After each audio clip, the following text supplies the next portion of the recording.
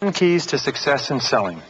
These I pass on to you as helpful hints because if you'll use them properly and you use them continually, they'll literally guarantee you a lifetime of success in selling. Number one, most important, learn to love your work and commit yourself to becoming outstanding in your field. Take the time, pay any price, do whatever is necessary to become the very best at what you do. The great tragedy is that many people, the majority of people, will spend their entire lives in selling, and it'll never occur to them that they should commit themselves to becoming excellent at it. Remember, the race goes to the person who's just a little bit better in the critical areas. And if you'll take the time, if you'll make the efforts, if you'll really put yourself into it and learn to love what you're doing, when you become excellent, that's when you move into the big money ranks of sales professionals. There's one more important element, is that you can never really feel terrific about yourself. You can never really like yourself genuinely and accept yourself as a worthwhile person until you have become good at what you do. The reason why the vast majority of people are unhappy is because they're not good at anything. And every single human being has the ability to become good at something. So commit yourself to that, work at it, pay any price to achieve that goal.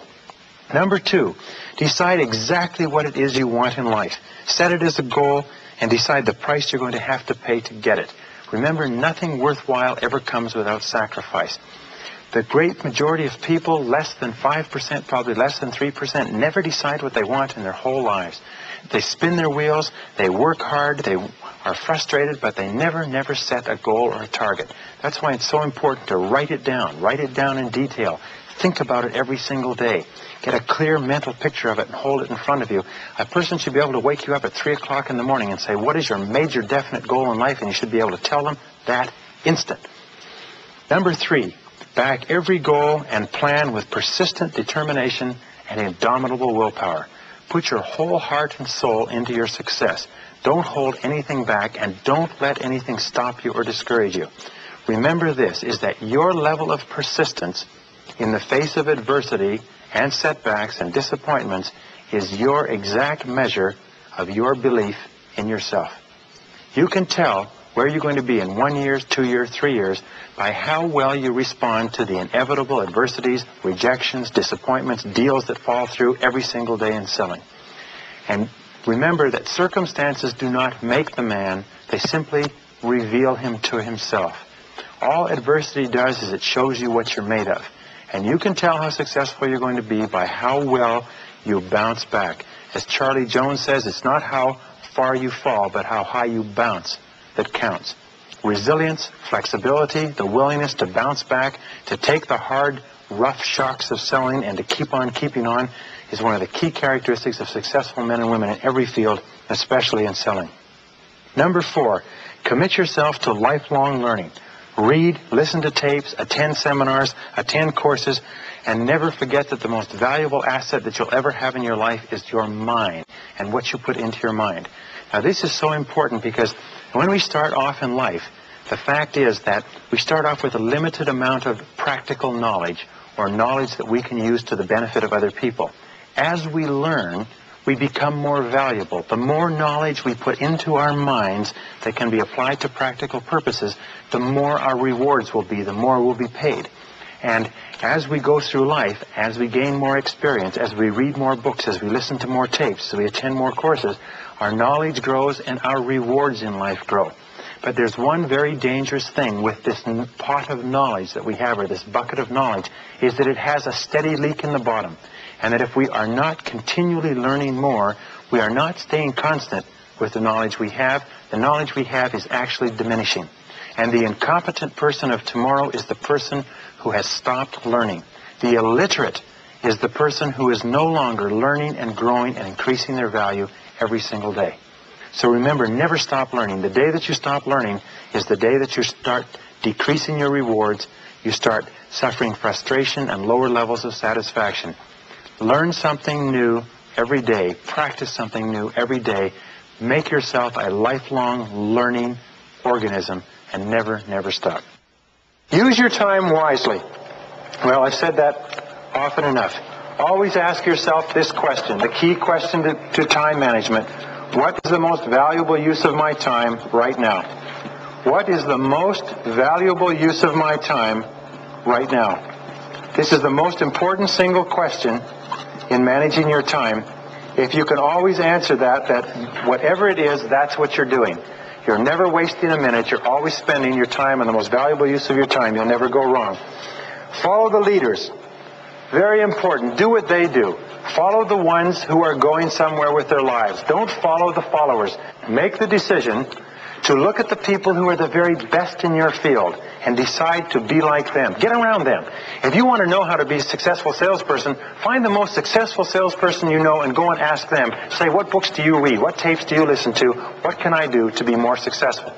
I spoke to a friend of mine who made this decision some years ago in sales, and he told me an interesting story. He said that he started off with a large company, and he was low man in the totem pole. They had several hundred salespeople, and he went to one of their sales conventions.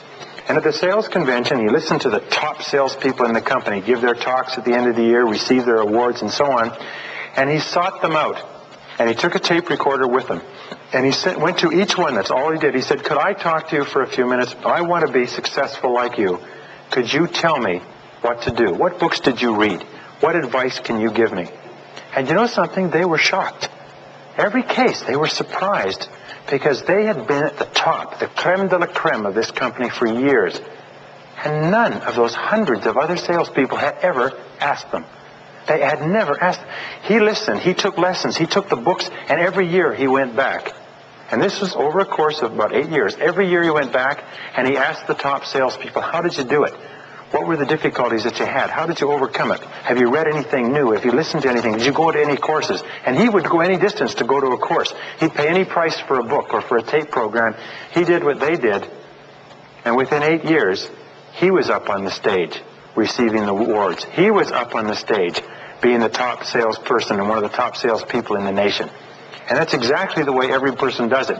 The rest of the salespeople hang around with the people who are going nowhere. Dr. David McClelland of Harvard found that if you associate with a reference group, in other words, friends, associates, colleagues, family, and so on, who are not success-oriented, that alone can stop any possibility of you ever being a success in life. Your choice of people to associate with, both personally, business-wise, socially, is one of the most important choices you ever make in your life. And if you associate with turkeys, you'll never fly with the eagles. It's so important. Birds of a feather flock together. And it's because we are so affected by the suggestive influences of the people we're around that if they're not motivated, if they're not positive, if they're not up, we'll start to be just like them. We're all, in a way, like chameleons. We take on the coloring, the attitudes, the opinions of the people that we associate with on a regular basis. So it's very, very important that you associate with people who are going somewhere. The choice of a negative or demotivated reference group is enough to cut off all possibilities of your achieving what you're capable of achieving. Number 7 is guard your integrity as a sacred thing. As Ralph Waldo Emerson said, the most important thing you'll ever have is your integrity. And when we talk about your integrity, we don't just mean that you don't lie or cheat or steal or embezzle or anything like that, because people don't do that in our society. 95% of people are very, very honest. When we talk about integrity, we mean what Shakespeare said, "To thine own self be true, and then it must follow as the night the day, thou canst not then be false to any man." Be true to yourself. Be true to your own goals. Remember in school they used to tell us if you cheat on exams, you're only cheating yourself? Well, in life, if we take those coffee breaks and those extended lunch breaks and we get started late and we quit early, it's even worse than cheating on the exams, because that's not being true to ourselves. It's not being true to our full potential. If we get up early even when nobody's looking, and if we work late even when nobody's looking, believe me, as long as you're looking, you're going to feel great about yourself. It's wonderful to work 10 or 12 hours and know you've really accomplished something. That's what makes you feel absolutely fantastic. In an interesting study they did some years ago, they found that only 2% or less of all people are capable of working without supervision. All the rest either need casual supervision or direct supervision in order to do a job. Only 2% can plan their work and work their plan. And that's why many people come into sales, and you know what? They drop out of sales and go back into a salary job where somebody will supervise them because they just can't stand the freedom of having to be self-disciplined and self-organized. So guard your integrity is a sacred thing. Remember, in the ultimate end, you're answerable to yourself. You're answerable, as the poem says, to the man in the glass. And as long as that person looking back at you from the mirror is a sort of person that you respect and admire and look up to and is growing toward their full potential, then you'll always feel good about yourself. Use your inborn creativity. Think of yourself as a genius. Say to yourself over and over again, I'm a genius, I'm a genius, I'm a genius, I'm a genius, I'm a genius, because you are. Many people say, hey, come on now, Brian, don't oversell your case. I'm going to tell you something that nobody disputes this seriously on the university campuses or in the research laboratories. Every single person has the ability to perform at genius levels in something. Genius levels just simply means that our sensitivity, our creativity, our awareness in certain areas, certain fields is very, very high. For some people it may be collecting stamps. For another person it may be selling. For another person it may be cooking. For another person it may be flower arranging. For another person it may be art. Everybody has the ability to do at least one thing, and sometimes more than one thing, in an outstanding fashion. What holds us back from that is the belief that we're just average, that we really don't have that ability, so what's the use in trying? Each person is a genius. Each person is born a genius and has enormous reserves of creativity deep down inside, which they can use if they stir them up and practice every day. When you see a problem or an obstacle, always look upon it as a challenge. This is just a challenge for me to apply my creative mind to removing, like a rock in the road. Treat every prospect like $1 million customer, as though they were the most important person in the world. I think it was Jesus of Nazareth who 2,000 years ago enunciated the golden rule. Treat every person as though you would like yourself to be treated. That's very, very important. Do unto others as you'd have them do unto you.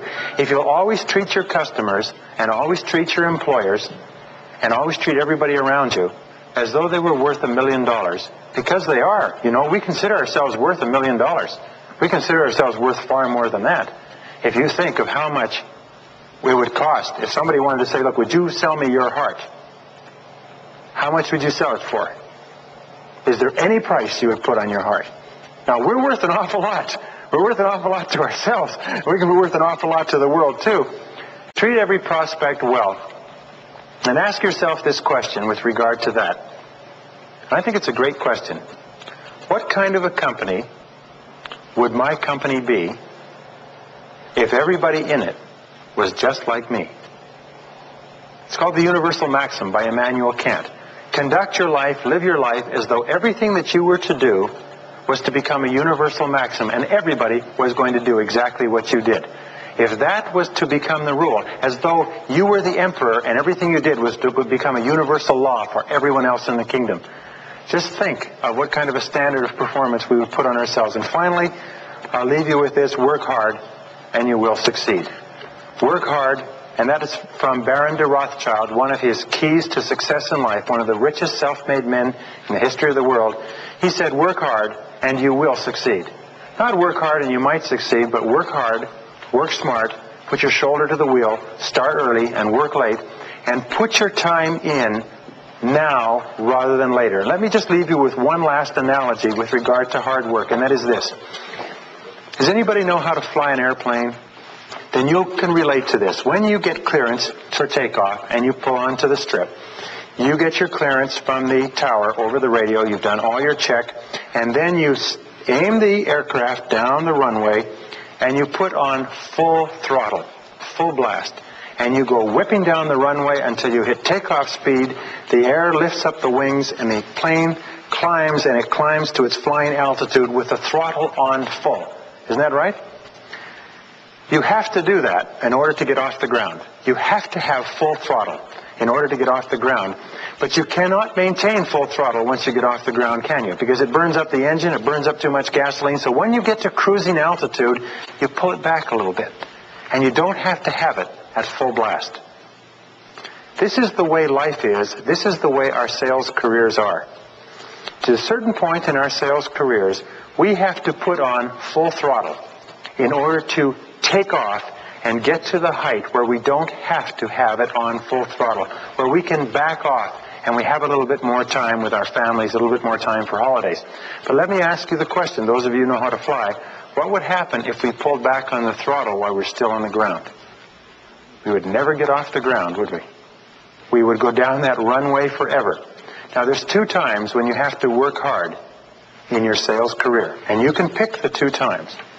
One is at the beginning, and work full blast, and work early and late, and work hard until you get off the ground, until you get to cruising altitude, and then you can pull back, and then it's not so hard. Or you can work just slightly less than full throttle, and you can work that speed for the rest of your life, and you'll never get to takeoff speed.